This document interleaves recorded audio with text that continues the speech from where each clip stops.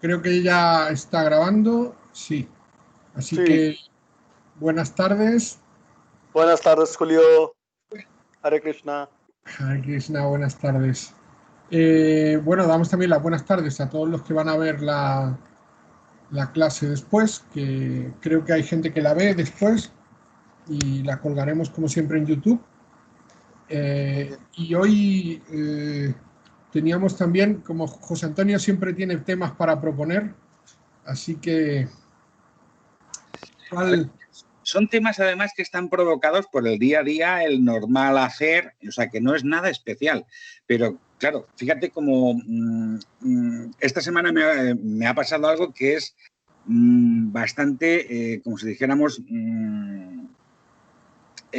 muy de forma opuesta, como si dijéramos, ¿no? Por un lado tengo la visita que va a venir mi madre, que ya es mayor, tiene 85 años, y por otro lado tengo las constantes conversaciones con las hijas y, claro, estábamos hablando cómo realmente la motivación, tanto de unos como de otros, aunque todo el mundo tengamos motivación, realmente llegamos a vislumbrar, ya por hablarlo entre nosotros, que realmente va quizás menguando. Al principio, siendo jóvenes, tenemos mucha motivación, pero ya según vamos avanzando en edad, va cambiando, va bajando hasta realmente ya cuando la gente mayor está muy apagada y su motivación, su motor, como si dijéramos, de moverse día a día, es lo que realmente se va apagando conforme pasa el tiempo. Vale. Bueno, lo primero que hay que saber, que mucha gente lo sabe, pero otra gente no lo sabe, es cuáles son las etapas reales del desarrollo humano, entendiendo que el desarrollo humano está, digamos, condicionado por unos cambios biológicos, físicos, por unos cambios emocionales, por unos cambios psicológicos y por unos cambios que también tienen que ver con el entorno social, porque por un lado está lo que tú cambias y luego está lo que te cambia lo que ocurre fuera, porque el mundo contigo se comporta diferente si tú eres un niño que si eres un adulto. El mundo se comporta diferente, por lo tanto, hay cambios biológicos, cambios físicos, cambios emocionales, cambios psicológicos y luego hay unos cambios sociales, que es lo que el mundo hace contigo o cómo el mundo actúa contigo o interactúa contigo, ¿vale? Entonces, esos cambios que se producen determinan una serie de fases de la vida. Y esas fases empiezan desde una fase prenatal, porque el embarazo también nosotros somos hoy lo que somos, también por lo que ha vivido nuestra madre en el embarazo y lo que nosotros hemos vivido con ella durante nuestro embarazo, ¿vale? Hay una fase prenatal, una infancia, una niñez, una adolescencia, luego está la fase de la juventud, la fase adulta y por fin la fase anciana, ¿no? La ancianidad. Entonces, estas fases tienen cambios esenciales en el ser humano. Todas esas fases hacen que evolucionemos de manera diferente. Luego vamos a ver cómo afecta a las cosas que nos importan o no nos importan. Hemos cambiado el formato a este formato de conversación para que me podáis interrumpir y me podáis preguntar todas las cosas que necesitéis y tengamos un diálogo para hacer la clase, ¿vale?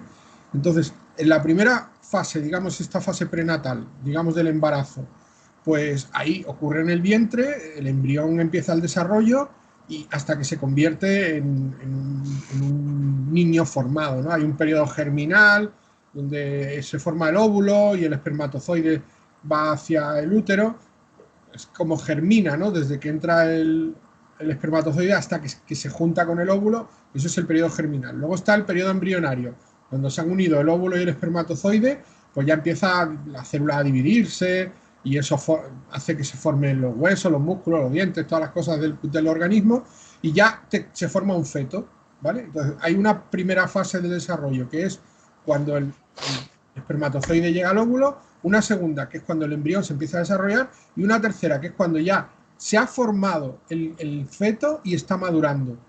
Esa fase comienza a los 12 semanas de gestación y acaba cuando se produce el nacimiento. Por eso en muchos países de tipo occidental legalmente está autorizado el embarazo por plazos.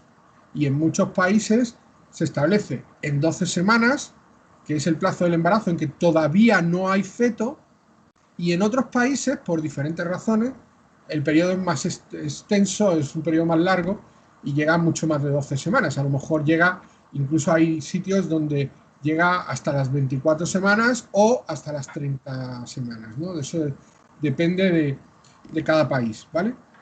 Bueno, entonces esto en el mundo de la cultura védica se dice que el bebé o la formación fetal tiene conciencia de toda la existencia espiritual hasta el séptimo mes, hasta el mes 7, ¿de acuerdo? En el mes 7, el alma que está alojada en ese cuerpo inicia el proceso de impregnación física, empieza el proceso de 2 meses hasta que nace el bebé, en el que se materializa su vínculo físico con ese cuerpo que tiene, y en ese tiempo de esos 2 meses se olvidan las vidas pasadas.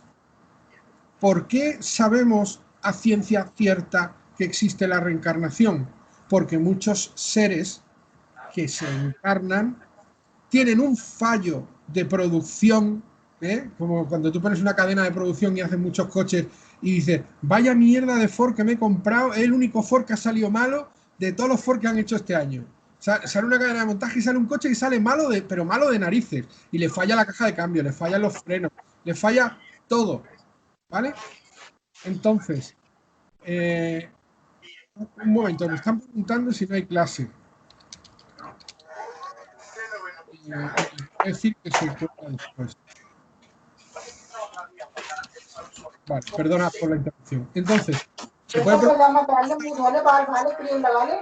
y en eso lo que sucede es que recuerdan las vidas pasadas, porque esos 2 meses en los que tú estás impregnando el alma en tu cuerpo material y el cuerpo sutil vincula tu alma con tu cuerpo, porque ya se produce una maduración orgánica suficiente para que el alma tome posesión de ese cuerpo y le dé el conocimiento, la lógica, la conciencia. El bebé empieza a tener conciencia dentro del organismo humano, dentro del organismo de su madre, toma conciencia a partir del 7º mes y empieza a recibir estímulos que condicionan su desarrollo vital, condicionan cómo se va a educar ese bebé y cómo va a existir ese bebé, cómo va a ser esa persona, ¿vale? Esos 2 meses, pues si la madre le pone música clásica, pues le ayuda a tener una valoración, una apreciación del estímulo musical, o si el estímulo es que hay mucho afecto y mucho amor en su familia cuando el niño nace, tiene una preestimulación para ser amoroso,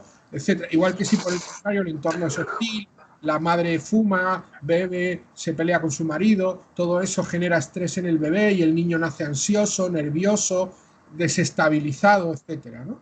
Bueno, pues en eso, si se produce un fallo de producción, ocurre que hay gente que cuando nace recuerda vidas pasadas, y esto los maestros espirituales nos lo han explicado. Yo recuerdo con quién fue, con Bhaktivinoda, me parece que fue, con Bodhayan Maharaj. Bodhayan Maharaj fue el que me contó que él había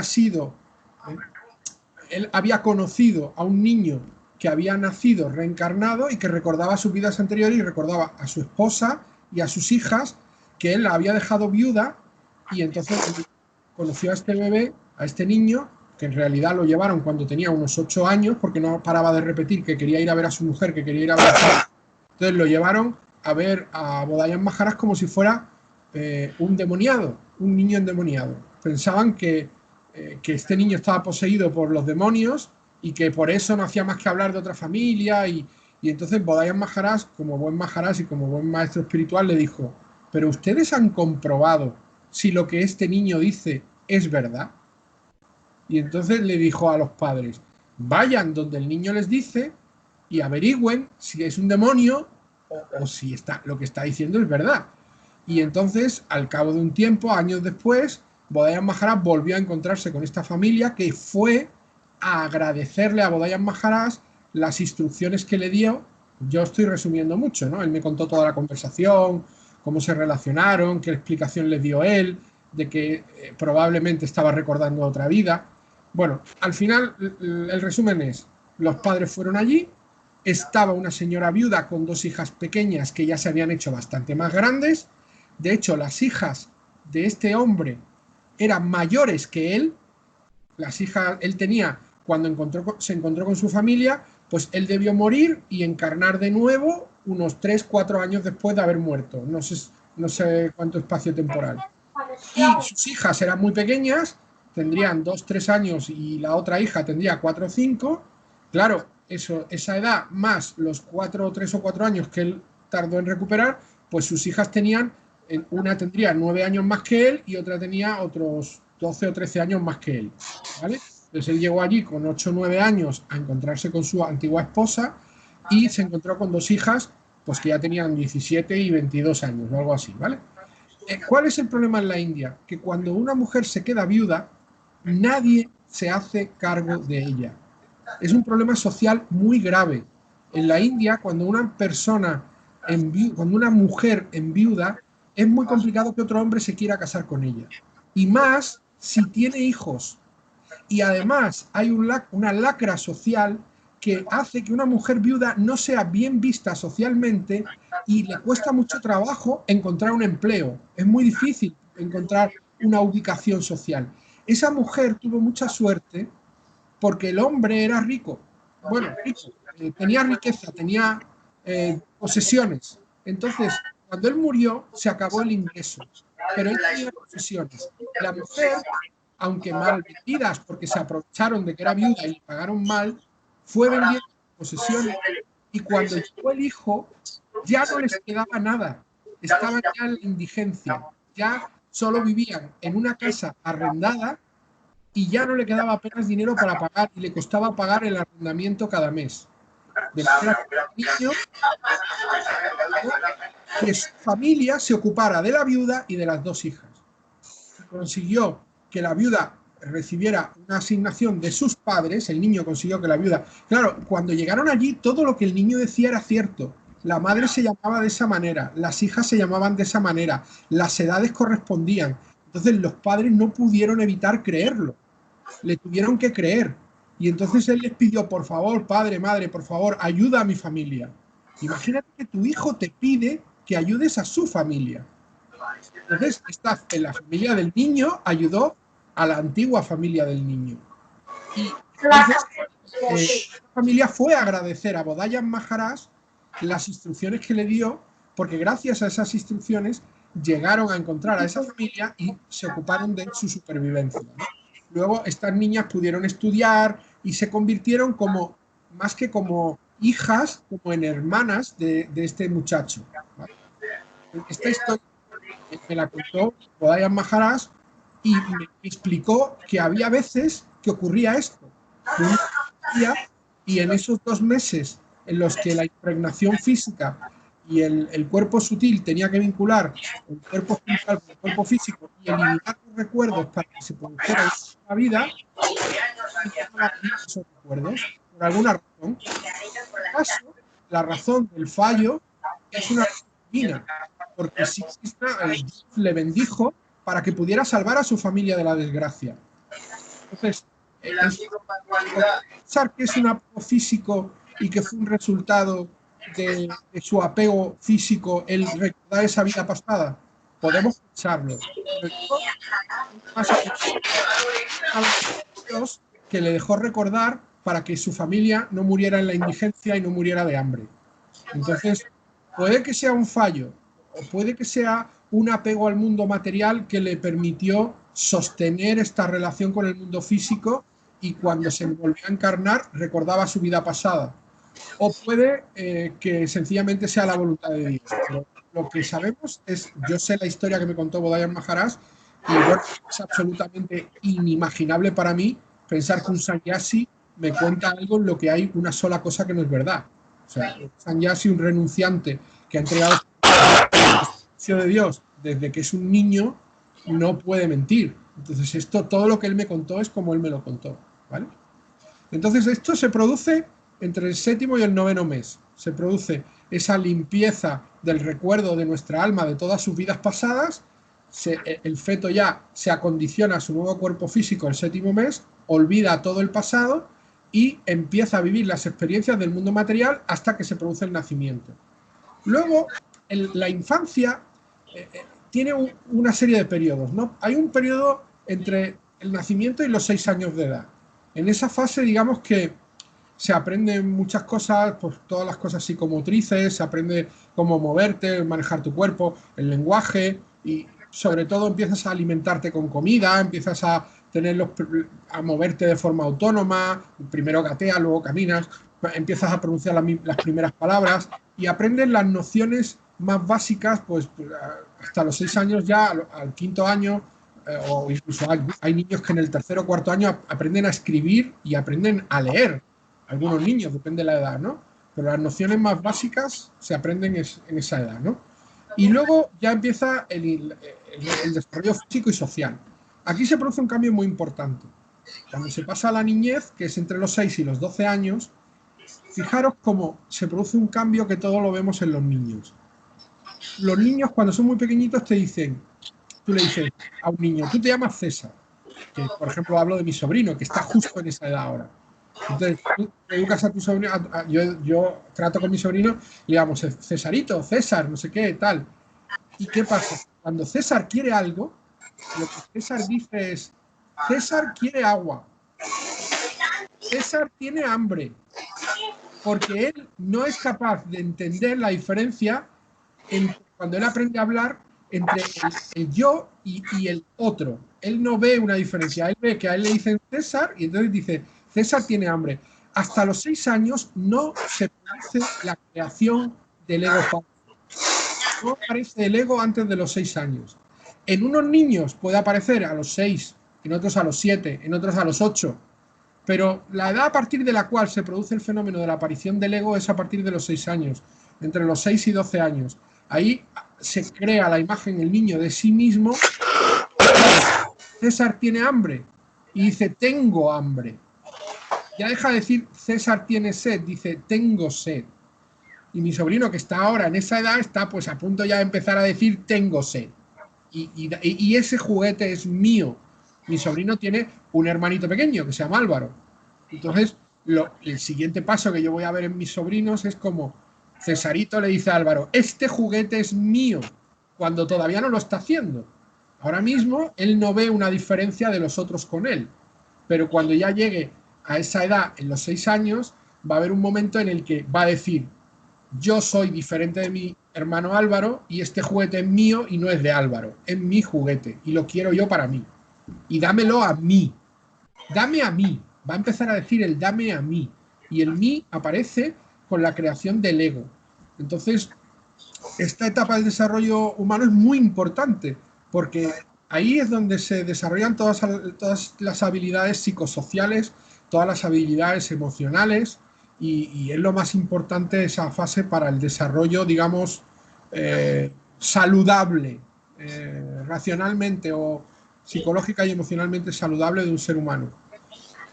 Entonces, para muchos especialistas, para los psicólogos, los psiquiatras, dicen que esa es la etapa más importante de la formación de un ser humano, ¿no?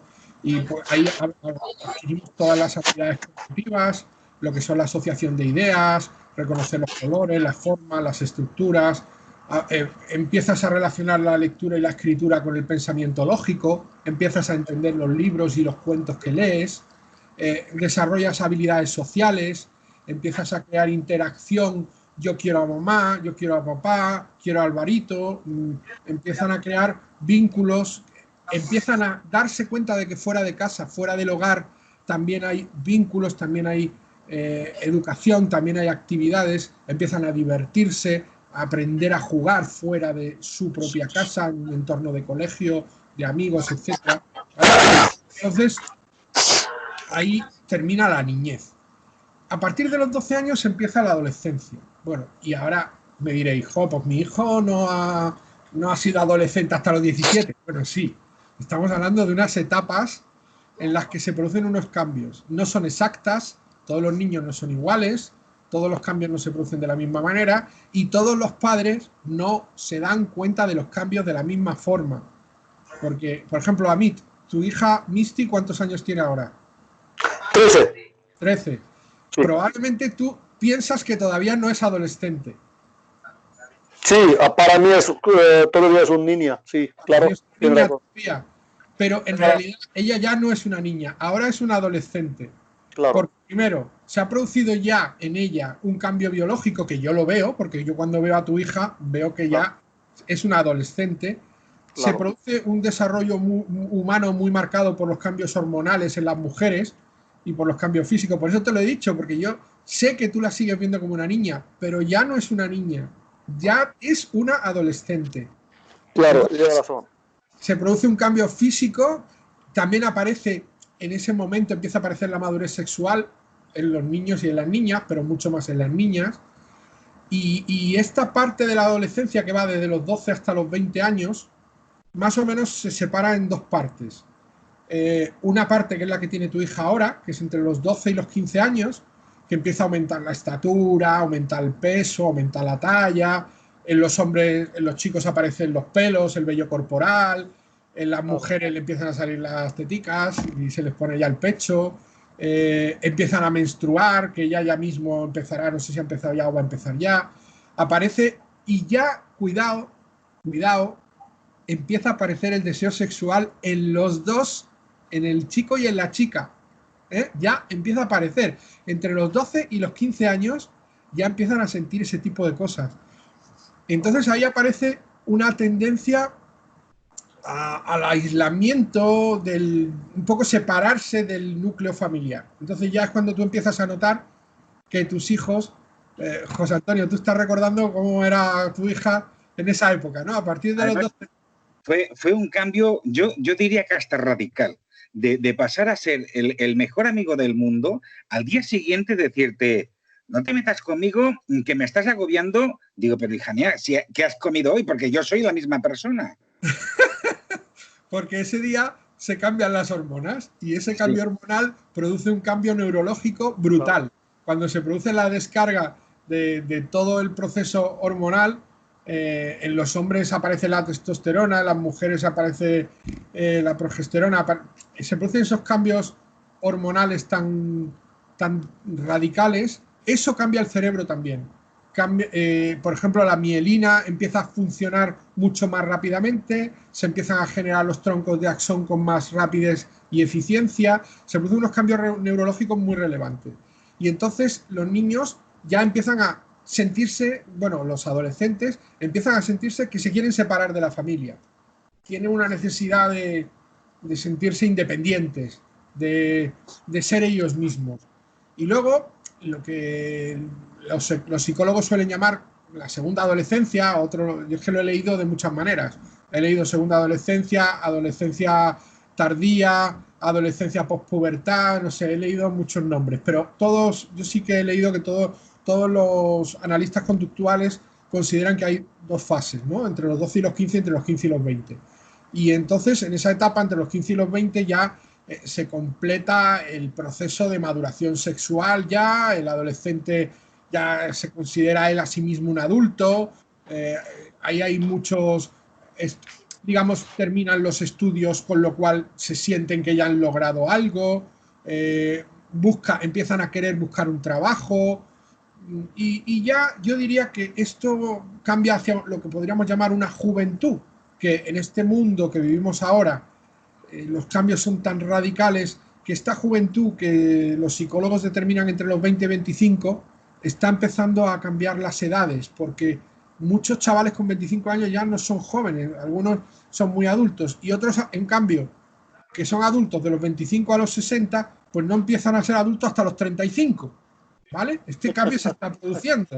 O sea, la verdad del cambio... La verdad del cambio biológico psicoemocional es que la juventud es solo de los 20 a los 25, pero la realidad social ha producido un cambio muy relevante en esto. Yo todos los psicólogos que he leído y todos los terapeutas y todos los analistas que he visto hablaban de esa etapa de 20-25 y creo que el cambio social está haciendo que esta etapa se prorrogue hasta los 30, incluso en algunos casos hasta los 35, ¿no? Lo que ocurre en esa etapa es que empiezan ya las primeras relaciones sociales de modo adulto, aunque realmente esos chavales no tienen madurez emocional. Por eso se producen tantos desamores, por eso sufren de penas de amor, por eso eligen un trabajo y luego lo dejan, por eso no saben lo que quieren estudiar, porque no son adultos, pero están en ese proceso de madurez, de llegar a ser adultos, en el que tienen que lograr, primero, se tiene que terminar todo el proceso físico, se tiene que acabar, tienen que dejar de crecer, de completarse físicamente. Segundo, tienen que comenzar a experimentar el mundo con una visión mucho más clara de qué quieren ellos para el mundo en su futuro, que es lo que les pasa, que no saben qué quieren, no saben qué quieren estudiar, no saben en qué quieren trabajar, y esto es muy impactante. Y muchos también quieren irse de casa, otros no, ¿eh? Algunos no quieren irse a casa hasta los 40. Mi hermano Oliver se casó con 30 y pico y no se fue de casa antes, y mi hermano César igual. Mi hermano César se fue de casa con 30 y tantos también cuando se casó. Entonces, digamos que ya empiezan a tener sus propios ingresos, ganar dinerito, y ya empiezan a plantearse qué quieren hacer con sus vidas, ¿no? Pero repito, esto que todos los terapeutas, psicólogos, analistas, todos los estudiosos lo determinan entre los 20 y 25, yo creo que en un país como España, con nuestra cultura y con nuestra situación social, y más ahora con lo que ha pasado con el COVID y con la enorme regresión económica que vamos a padecer, con el colapso financiero que va a haber, con la dificultad de encontrar un trabajo, con todas las complicaciones económicas que vamos a vivir durante los próximos 3 o 4 años, si se agravó en la crisis del 2008, se agravó la permanencia en el hogar por incapacidad de emancipación y de independencia, y muchos de estos jóvenes duraron siendo jóvenes hasta los 35, ahora con lo que está volviendo a pasar con el virus, creo que va a volver a recrudecerse esta situación, y creo que el ser joven va a durar más tiempo.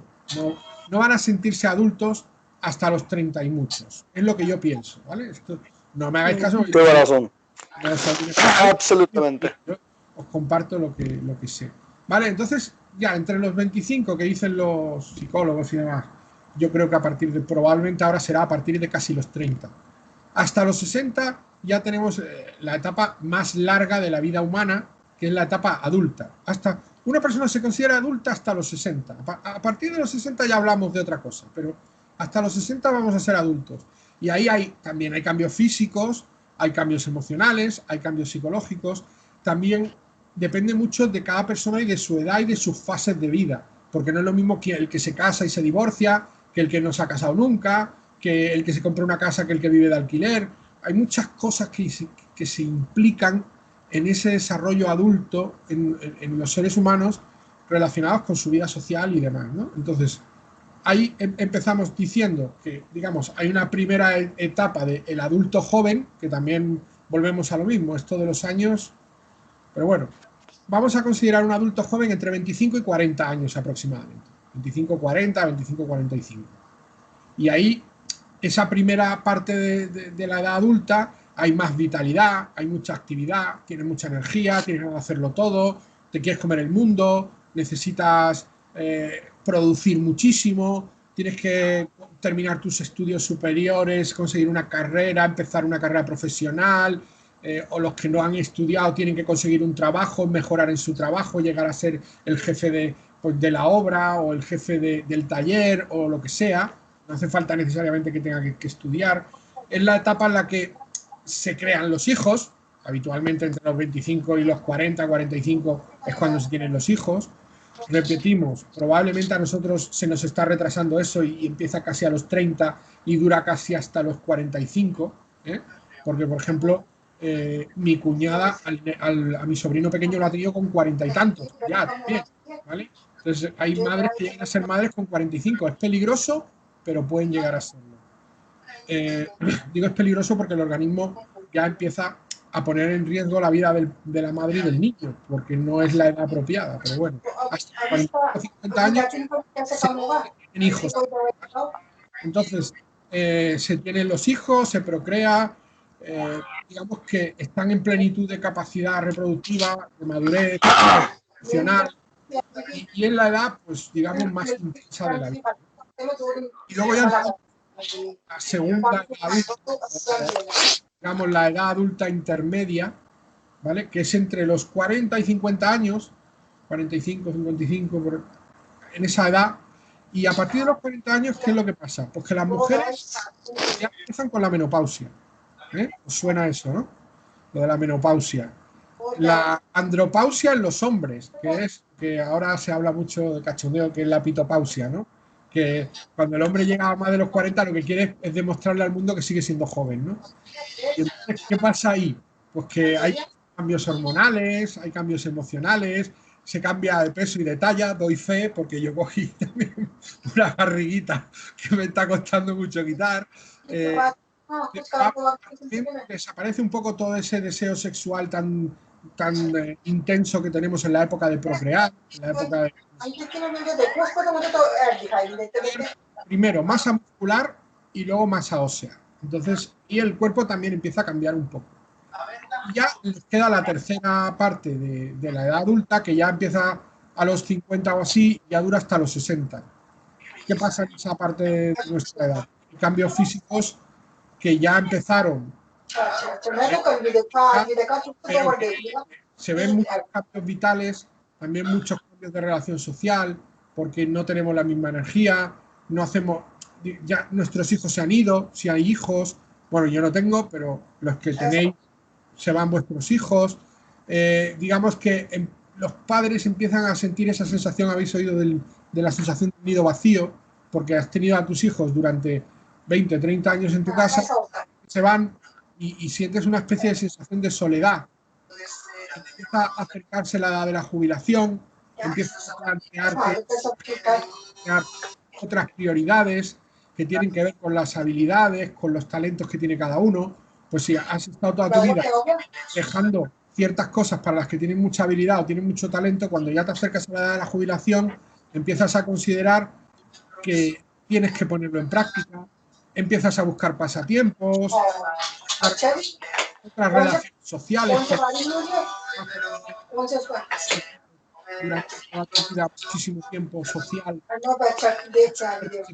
y te tienes que buscar otros sociales, otros compromisos. Entonces, también se reduce muchísimo ya el deseo sexual a partir de los 50 años, los 60 años. Ya empiezan a tener ciertos problemas de lubricación. Entonces,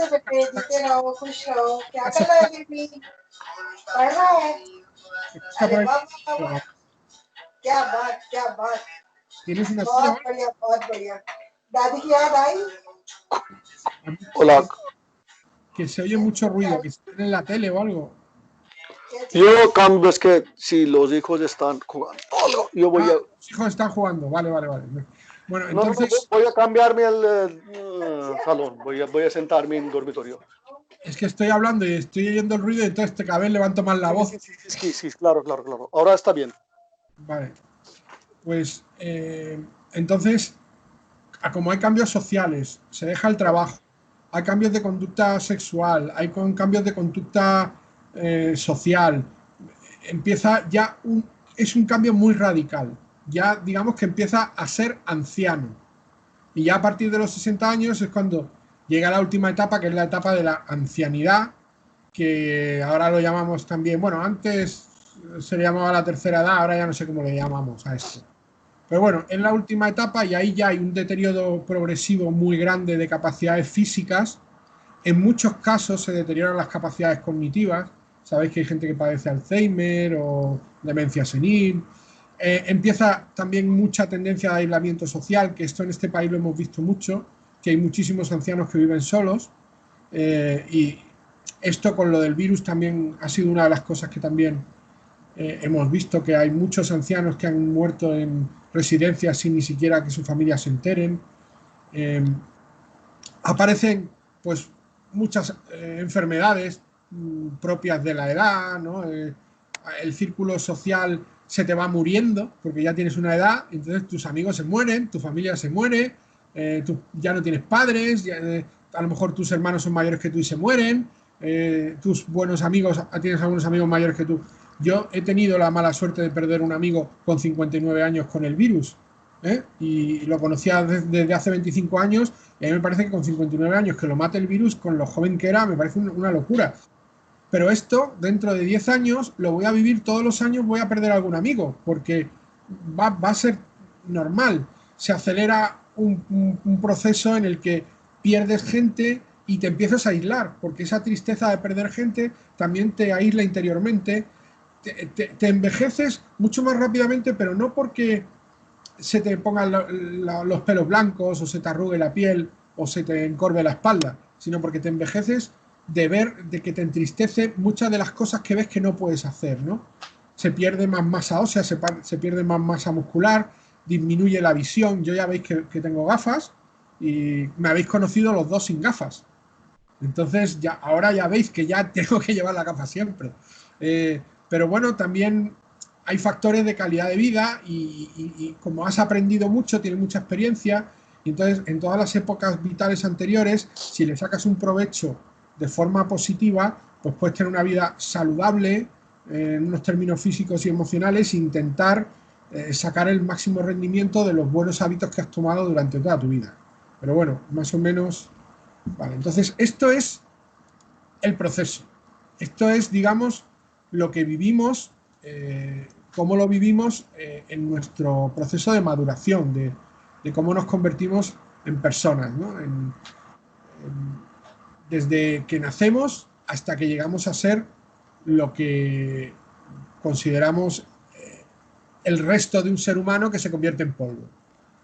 Y la persona o el profesional, el psicólogo, pedagogo que más me ha gustado a mí, cómo ha definido la forma de comportamiento humano en cada una de esas etapas, que se llama Erik Erikson, hizo un desarrollo de su teoría de las etapas del desarrollo psicosocial.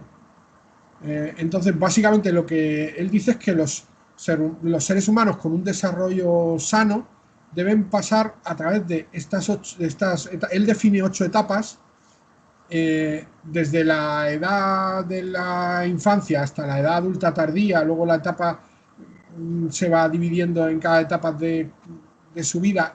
Cada ser humano tiene que buscar una culminación de una serie de éxitos en las etapas para pasar a la siguiente, y esto es muy importante, que un ser humano no considera que él ha entrado en una nueva etapa hasta que no, digamos, se libera con éxito de la etapa anterior. Esto es muy interesante, ¿eh? Esto es muy interesante. Y si no completa, digamos, una serie de éxitos en cada etapa, los problemas van a volver a aparecer en las etapas siguientes, con lo cual, si una persona no completa adecuadamente su infancia, va a tener comportamientos infantiles en su juventud. ¿Me estoy explicando? Perfectamente. Entonces, y si no completa adecuadamente su juventud, va a tener comportamientos de joven o infantiles en su madurez. ¿Y qué tipo de principales elementos tiene que completar? Pues tiene que completar la identidad del yo, sentirse ellos mismos, hacer referencia consciente de cómo soy yo, de quién soy yo, desarrollarme a través de toda la interacción social. Y es la identidad del yo la que está continuamente cambiando debido a las nuevas experiencias, a la información que tenemos. Esa identidad del yo tiene que quedar muy clara. Y ese es uno de los elementos esenciales que en el paso de las etapas tiene que quedar definido. Luego la competencia. O sea, además de tener la identidad del yo, tienes que tener competencias que motiven unas conductas y unas acciones. Si tú no eres capaz de hacer cosas, de aprender a hacer cosas, esas carencias van a seguir arrastrándose contigo. Entonces, cada etapa tiene que adquirir una serie de competencias en la vida. De niño, ya hemos dicho, hemos hablado de todas esas competencias en cada una de las fases que hemos ido hablando antes, ¿no? De niño tiene que superar la etapa de sentirse yo, de aparecer su ego, de tener sus relaciones sociales. Luego en la juventud tiene que superar la etapa de adquirir una identidad propia, de tener unas relaciones de tipo íntimo sexual con el otro sexo, de tener relaciones sociales. Tiene que haber una serie de competencias en cada etapa. Si la etapa se maneja bien, pues entonces esa persona se siente satisfecha y segura de que va adquiriendo competencias y va siguiendo a la siguiente etapa. Y luego también define Erikson los conflictos, que digamos que en cada etapa cada persona se tiene que enfrentar a unos conflictos determinados, a unos puntos de conflicto que son la inflexión del desarrollo. ¿vale? Y esos puntos de conflicto se centran también en la capacidad de una cualidad psicológica, en lograr desarrollar una cualidad psicológica durante el momento del potencial para el crecimiento personal, que es muy alto, pues también tiene que haber un potencial para el fracaso. O sea, tú tienes que ser capaz de aprender qué es lo que tienes que cualificarte para tener unas competencias, pero también tienes que ser capaz de aprender dónde están los conflictos y aprender que puedes fracasar, ¿vale? Esto es muy importante hoy día para los niños, porque muchos niños se vuelven muy dictadores porque no aprenden el valor del fracaso, no aprenden que con el fracaso se adquiere una experiencia que les va a facilitar posteriormente el éxito. Entonces, estos son los pilares y ahora os voy a decir cuáles son estas etapas, qué es lo que tú querías conocer, porque yo creo que lo que tú quieres saber es cuáles son los intereses en cada momento de la vida y digamos que Erikson es el que mejor los define y primero, para poderte explicar esto, quería explicarte todas las fases del procedimiento, del proceso de desarrollo humano, ¿vale? Entonces, Erikson, ¿qué dice? Dice que en la época de la infancia, ¿vale? La competencia que se tiene que desarrollar con más intensidad es la confianza. Y el conflicto que tienen que superar precisamente es la desconfianza, ¿vale? Esto es lo más relevante en los niños. Pero cuando son en la muy temprana edad, cuando todavía es la primera infancia y no está muy claro el ego. Porque cuando ya se crea el ego, entonces la competencia que tienen que adquirir cuando ya tienen ese yo que es distinto de lo demás es la autonomía, ¿vale? El niño tiene que aprender a tener una autonomía, tiene que adquirir la competencia de autonomía. Habéis oído hablar de los niños que están muy enmadrados, que están siempre en la falda de la madre o en los brazos del padre. Esos niños no están adquiriendo autonomía y tienen un conflicto. ¿Cuál es su conflicto? La vergüenza y la duda. Siempre tienen dudas de qué hacer y siempre les da vergüenza hacer las cosas. No tienen autonomía, no tienen independencia. Y esto en la edad de niño es muy importante. Amit, a ti te lo digo por Arnaf. Sigo escuchando.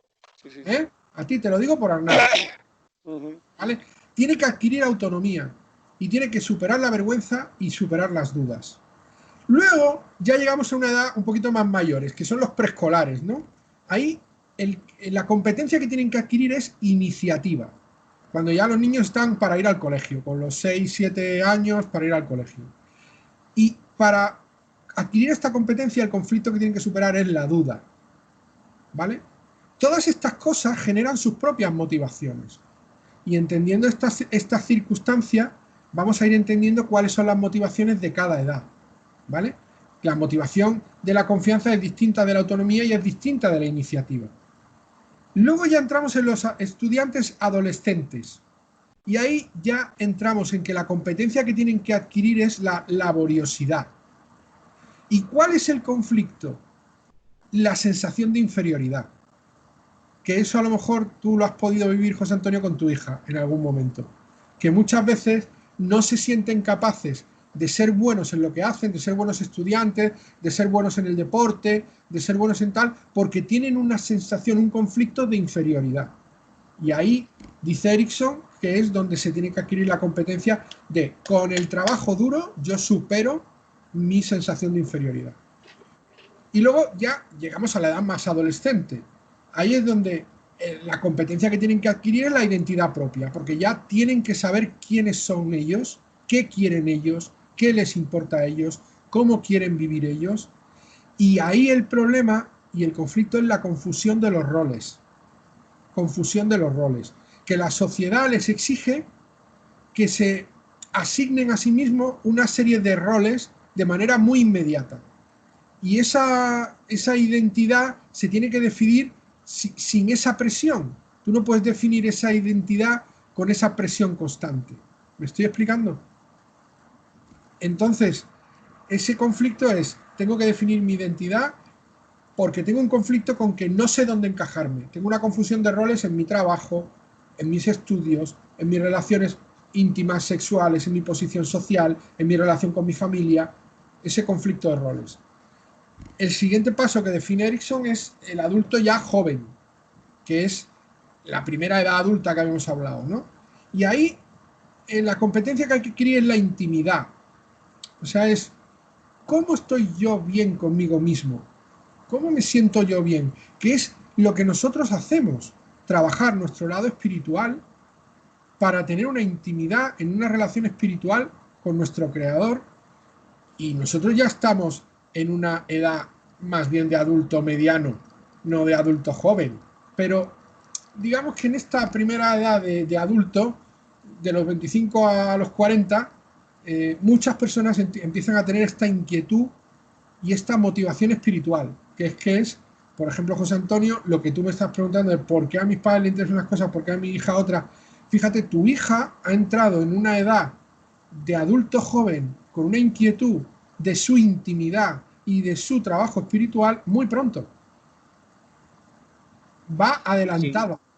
claro, es lo que comentas, o sea, realmente cada uno tenemos un devenir, como si dijéramos, natural, mientras no haya disfunciones ni influencias externas. Claro, cuando hay influencias externas puede ser que sea para bien y para mal, la que dices. En este caso espero que sea para bien.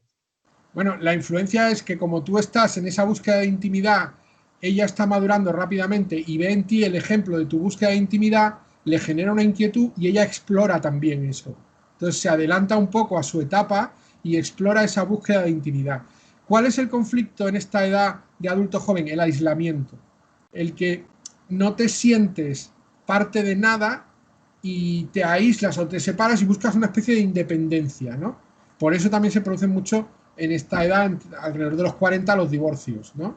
Porque se produce una especie de aislamiento emocional o una especie de aislamiento vital porque no se ha completado ese proceso de desarrollo de intimidad. Cuando uno tiene una paz espiritual, supera el conflicto del aislamiento porque no necesita aislarse de nada, porque esa paz que tú ya tienes, ese trabajo íntimo que tú haces contigo, ese equilibrio, te genera una motivación en la que en la relación social fluye con naturalidad.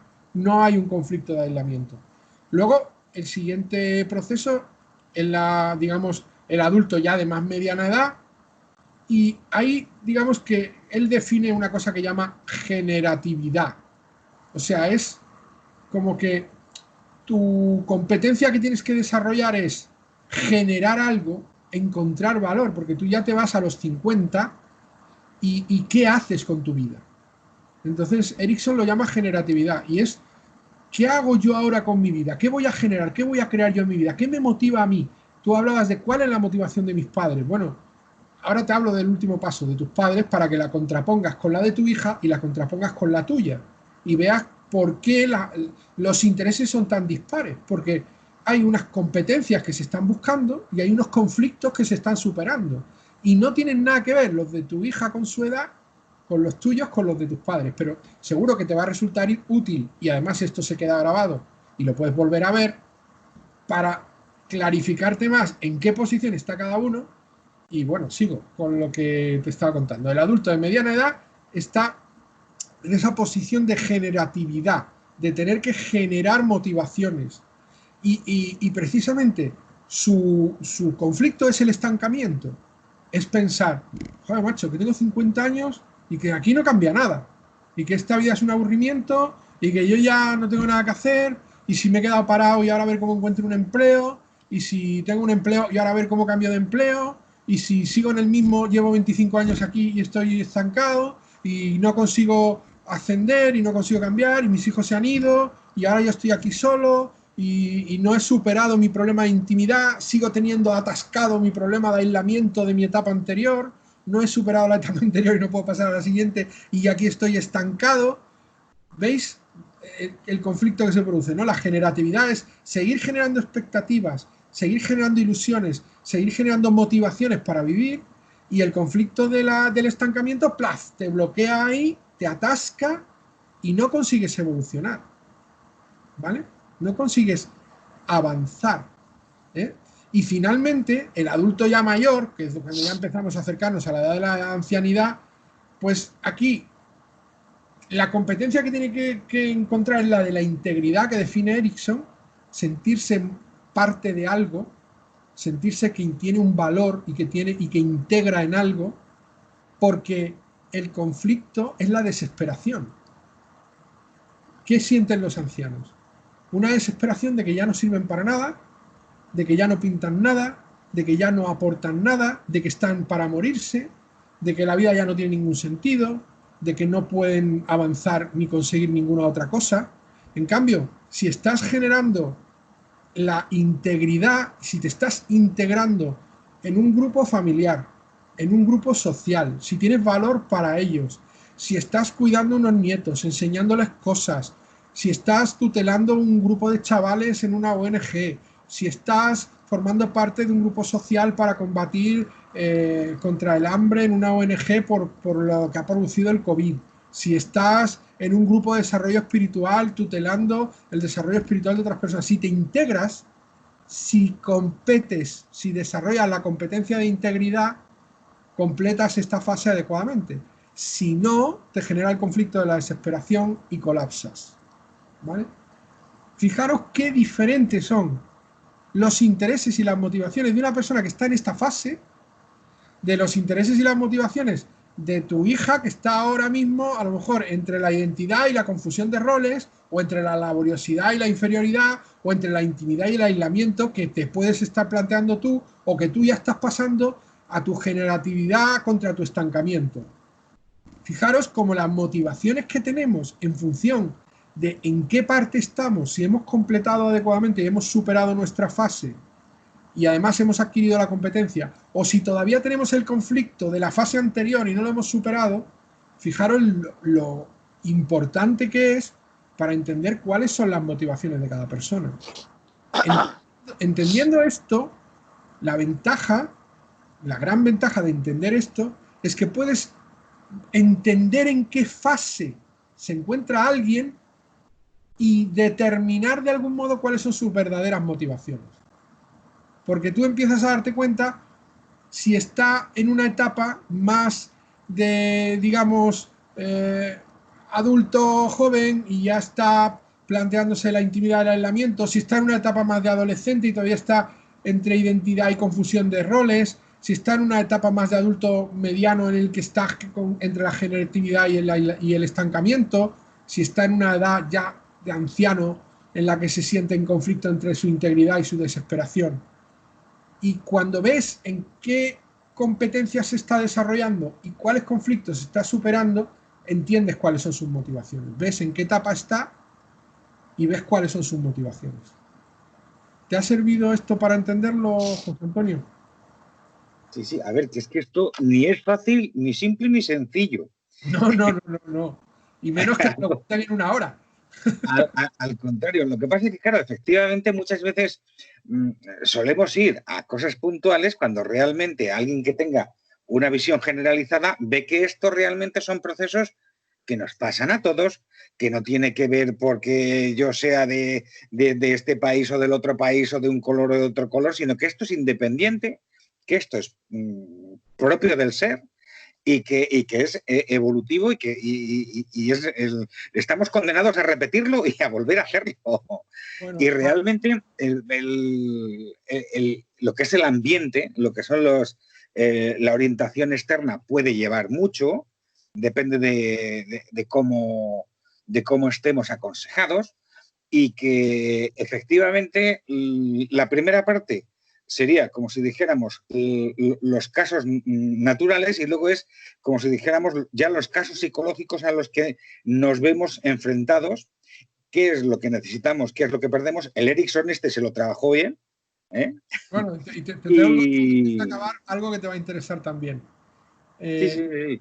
Mira, él se basa en un concepto que es la epigenética, que es que el ser humano se desarrolla por todas las alteraciones que se producen en el entorno y que activan o desactivan nuestra funcionalidad genética. La epigenética es la relación del entorno con tu genética interior. Es decir, tú tienes unos factores genéticos y por lo que sucede fuera, tus factores genéticos se activan o se desactivan y se produce un fenómeno de epigenética, que es la influencia externa sobre la genética interna de tu organismo, ¿vale? Entonces él habla de que hay una serie de crisis psicosociales, que hay unas relaciones que son especialmente significativas, que hay unas modalidades específicas psicosociales, que hay unas virtudes psicosociales y unas malas adaptaciones o malignidades que encajan con cada edad. Y ahora voy a despedir la charla dejándoos claro cuáles son esos conceptos, ¿vale? Y luego, si queréis, lo volvéis a poner en la charla y ponéis el vídeo cuando lo suba y lo volvéis a repasar. Pero bueno, vamos a ir. La edad infante, ¿vale? Desde la parte prenatal hasta el primer año. La crisis psicosocial es la confianza contra la desconfianza, ¿vale? Que eso lo hemos definido antes. Lo hemos, en el sistema de procesos os lo he explicado antes. Las relaciones significativas son con las madres. Las modalidades psicosociales son coger y dar en respuesta. Así es como funcionan, ¿no? Y las virtudes es la esperanza y la fe, porque un niño pequeño tiene la esperanza de que le den de comer y tiene la fe en que sus padres le alimenten. ¿Cuáles son las malas adaptaciones y las malignidades? Son la distorsión sensorial y el desvanecimiento. O sea, ellos sensorialmente se distorsionan y hay cosas que no entienden y las cosas para ellos se desvanecen, ¿no? Luego ya pasamos a la edad del bebé, que son alrededor de los 2 o 3 años. Ahí recordáis que hablamos de la autonomía contra la vergüenza y la duda, ¿vale? Entonces, las relaciones significativas ya son con los padres, no con las madres. Según dice Erikson, que aquí yo no me voy a dar... Eso lo dice Erikson. Dice también, eso tú lo puedes saber, a ver si Arnaf empezó entre los 2 y 3 años a vincularse mucho más contigo. Hemos dicho, estamos entre 2 y 3 años, autonomía contra vergüenza y duda, en las relaciones con los padres, las modalidades psicosociales son mantener y dejar ir, yo tengo y yo te doy, no es coger y dar, es mantenerlo o dejarlo escapar. Las virtudes psicosociales son la voluntad y la determinación, y las malas adaptaciones o malignidades son la impulsividad y la compulsión. Son muy compulsivos, repiten mucho y son muy impulsivos los niños. Ahora ya subimos entre los 3 y los 6 años. Aquí hemos hablado de que era la iniciativa contra la culpa, ¿vale? Las relaciones significativas son con el grupo familiar. Las modalidades psicosociales es querer ir más allá y querer jugar. Y las virtudes que tienen son el propósito y el coraje. Los niños con esa edad tienen mucho propósito y mucho coraje. Y las malas adaptaciones son la crueldad y la inhibición. Qué malos son los niños con 5 o 6 años con los otros niños. Cuando son malos, son muy malos. Son crueles. Y luego, ¿qué pasa? Que el que sufre la crueldad se inhibe. Entonces, se produce el grupo de los crueles y el grupo de los inhibidos. El bullying infantil, que no suele ser bullying porque es ligerito y es poca cosa. El bullying es cuando hay un abuso. Pero esa es la realidad. Por eso se produce el bullying, porque hay un abuso de esos comportamientos. Y empieza en esas edades. Entre los 7 y 12 años ya se ha gestado, entre la crueldad y la inhibición, se ha gestado la semilla de un bullying. Entonces, si no se ha procesado adecuadamente, recordáis lo que decía, si no se ha adquirido la competencia, se genera un conflicto que luego se va a convertir en el bullying. Entonces, entre los 7 y 12 años que andan en el colegio, recordáis que hablamos de la competencia en la laboriosidad y el conflicto en la inferioridad. Entonces, ahí las relaciones significativas son con los vecinos y con los compañeros de colegio, con sus amiguitos, el entorno de amiguitos sociales. La modalidad psicosocial es completar cosas, hacer cosas juntos. Ahí lo que quieren es buscar amiguitos para hacer cosas juntos y siempre quieren estar con sus amigos. Las virtudes es que adquieren muchas competencias y las malas adaptaciones son que busquen pues el ser el mejor, el ser un virtuoso, el adquirir una habilidad por encima de los demás, ser mejor. Y la inercia de dejarse llevar también por los compañeros o por los amigos o por el entorno del colegio. Pasamos a los 12 a 18 años, lo que diríamos la adolescencia, que habíamos dicho que era la definición de la identidad, del yo, contra el conflicto de la confusión de los roles, de no adaptarse. Ahí las relaciones significativas son los grupos, los modelos de roles, por eso no encajan en uno o en otro. ¿Cuál es mi grupo? ¿Mis compañeros del fútbol o mis compañeros de estudio? ¿Cuál es mi grupo? ¿Mis compañeros de la urbanización o mis compañeros del colegio? Tienen conflictos de roles. ¿Qué me gusta? ¿La ciencia, las letras? ¿Qué voy a estudiar? ¿Para policía? ¿Para ladrón? Esto es el conflicto de roles. Y entonces ahí la modalidad es ser uno mismo y el compartir ese ser uno mismo. La virtud es la fidelidad y la lealtad entre los 12 y 18 años, que por eso se forman las pandillas, porque la virtud es la fidelidad y la lealtad. Y las malas adaptaciones son el fanatismo y el repudio. Es decir, si tú no eres de mi pandilla, eres contra mí. Y soy muy fanático de mi pandilla. Y si no estás conmigo, estás contra mí. Luego ya pasamos a la edad de los adultos jóvenes, que ya es de los 20, y entonces hablamos de la competencia, era la intimidad y el conflicto del aislamiento. Ahí las relaciones significativas son con los colegas y con los amigos. Las modalidades es perderse y hallarse a uno mismo. Esa es la modalidad psicosocial que más practica.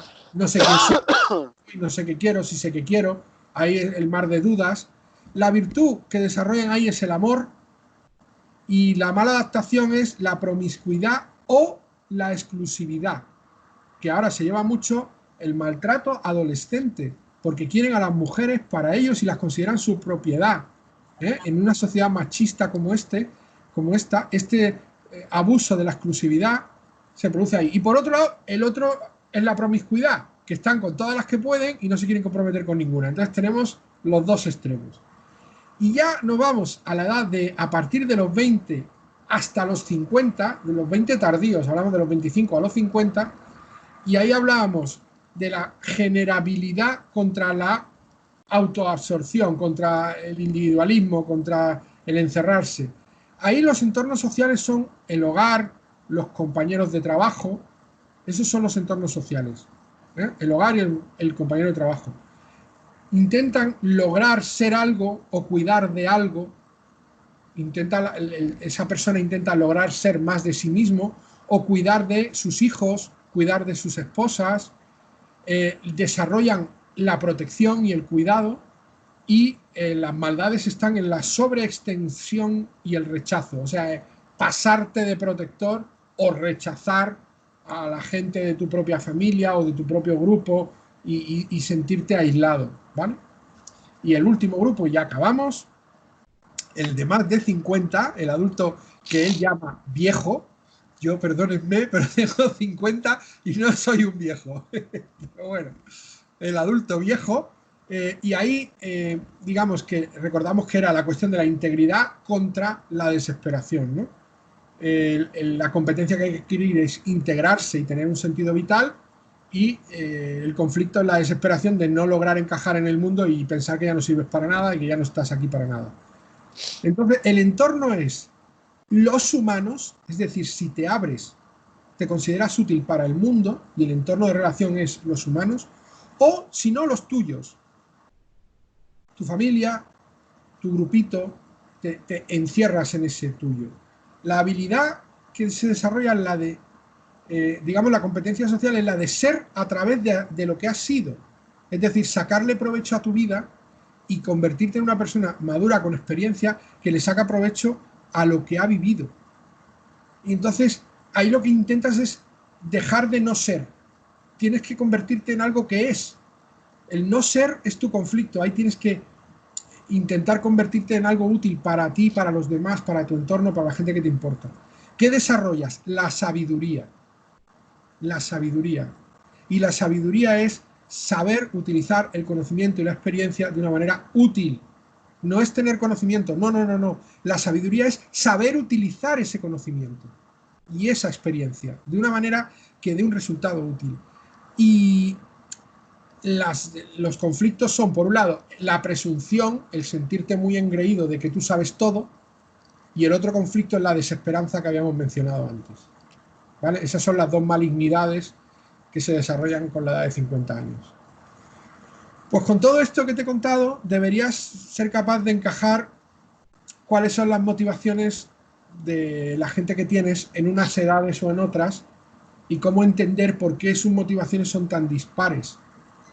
Y supongo que se te va a olvidar todo, pero si vuelves a ver el vídeo otra vez con más calma y lo vas parando, te puedes asimilar muy bien los conceptos, porque Erikson los explicó y eran muy claros. Yo he intentado ser lo más claro que he podido. Claro, resumir el libro entero de Erikson, que es un tochaco así, en una charla de 1 hora, Pues como que es muy complicado. No has explicado muy bien, Julio. Yo en mi memoria ha cogido demasiadas cosas y sobre mí os voy a contar una cosa. Yo soy 39 ahora, pero a mí me parece, porque yo desde era pequeño siempre yo pensaba que hay que morir un día. ¿Y cómo puedo utilizar la vida? Y siempre sabía que yo fue muy espiritual y desde que vine a España, gracias a Julio, que me ha cogido mi mano y me ha puesto en el camino de Krishna. Y ahora, para mí, únicamente mi motivación es Hare Krishna. Pues me alegro mucho Muchas porque gracias. Julio, es por tú y Rosa y la chica de Cruz Roca que me ha llevado hasta de ti. pero eres más feliz, te sientes en paz. ¿Sabes qué, Julio? Y Fernando, a ti también te voy a contar. Yo no podía relacionar con mucha gente en mi vida. Yo era porque ¿cómo se llama? Afecciones y mi hobbies era muy distinto. Sí, yo tenía un grupo muy pequeña, mi familia y grupo muy pequeña que yo puedo hacer relación con. Pero en el mundo espiritual, ahora yo sé que no puede ser 50, 60, 70 o 90, pero relación con Krishna va a ser mismo hasta que yo voy a morir y más de allá. Pues Entonces, esa satisfacción yo me llevo siempre. eso es una fase, tú has avanzado muchas fases y has completado tu integridad. Muchas Sientes que gracias. formas parte de Dios, que formas parte de la creación y que formas parte del mundo y encajas y tiene sentido para ti. Y eso te da paz y te da felicidad. Y yo solo puedo decir que no puedo sentir más orgullo que alguien encuentre la paz que yo he encontrado, porque yo he encontrado la paz sabiendo que hay algo mucho más grande que yo, cantando el Maha Mantra para llegar a esa paz interior, teniendo relación con él y intentar ser lo mejor que yo puedo ser para servir todo lo que él ha creado. Entonces, serviros a vosotros, servir en mi trabajo, servir a la gente que quiero, servir a todas las personas que me rodean en la medida que yo puedo, eso es fácil cuando tú puedes cantar tu Maha Mantra, puedes tener tu paz interior, puedes tener tu alma en calma y puedes amar, porque al final lo Claro, que te da es la posibilidad de amar, crear amor para toda la gente que te rodea. eso es, Claro eso que es. hay muchas maneras de amar. A unos los amas de una manera más distante y a otros los amas de una manera más cercana. A unos los amas con un amor paternal, a otros con un amor fraternal, a otros con un amor filial y a otros con otro tipo de relaciones. Pero al final, ese tipo de amor que tú proyectas no puede nacer de ti si tú no amas algo mucho más grande que tú y aprendes que ese amor es para todo. De Ese amor acuerdo que totalmente. llega hacia arriba vuelve hacia ti para que tú lo puedas entregar. Y cuando tienes paz espiritual, cuando sabes que formas parte de lo que Él ha creado y que tú eres exactamente lo mismo que todo lo que te rodea, porque no hay una diferencia entre otro y tú, sois la misma cosa, entonces el amor es muy sencillo. Pero claro, hay que esforzarse por entender a los demás, por entender sus motivaciones, por entender por qué momento están pasando, por entender qué es lo que están viviendo. Porque si les entiendes, les puedes amar de una manera más digna, de una manera más lógica. Les puedes amar con un amor que ellos aceptan y entienden. Y les puedes cuidar mejor. ¿Vale? Muchas gracias, Julio. Vale, pues, También voy a llamar el nombre de José Antonio, José nuestro Antonio. amigo Yosomati, que me ha ayudado demasiado. Aunque mi padre siempre me enseñaba, pero a veces en familia tú no aprendes, pero fuera, José Antonio me ha enseñado una cosa muy buena, es que antes yo podía tener conflictos con las personas, con las mentalidades de las personas, como les sientan, pero ahora lo sé, que todas las personas que están haciendo sus cosas, eso es con permiso de Krishna. Y otra cosa es que, ¿por qué yo tengo que tener conflictos con alguien persona? Porque, por ejemplo, yo en esta vida podía ser de India o de América, pero en mi vida anterior yo puede ser de Pakistán o de Sri Lanka o de, Sí, no sé, lo que sea. Pero entonces yo podría ser el hermano de enemigo mío en esta vida.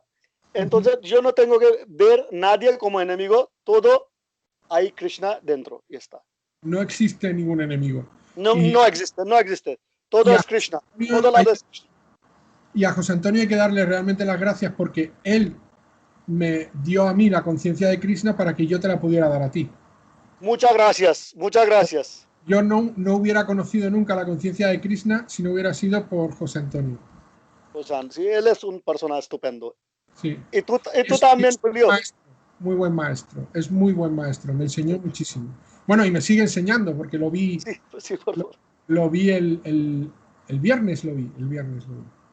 Sí. Bueno, pues yo creo que la clase de hoy ¿tenéis alguna pregunta para hacer o Lo Julio, vamos a dejar para la semana que viene, ¿eh? cómo? sigue, por favor. Yo las mías las voy a dejar para la semana que viene. Bueno. Yo también, Julio, pienso que mejor sería por semana que viene, porque has explicado dos cosas. Un tipo de niños que no tiene autonomía, pero ahora voy a más específico, que como mi hijo Arnav está haciendo canales por YouTube, está haciendo Arnav tiene su propio canal. Mira, de edad de 7, 8 él tiene. Y él tiene demasiada autonomía. Yo tengo que bajar esta autonomía un poco. Bueno, Porque desde pensad, tú puedes explicar en otra. pensad las preguntas y mandádmelas por WhatsApp Ok, para que pueda, perfecto. porque hay veces que tengo que preparar, tengo que, Te entiendo, te entiendo. o sea, Por eso ahora, he dicho parte encima.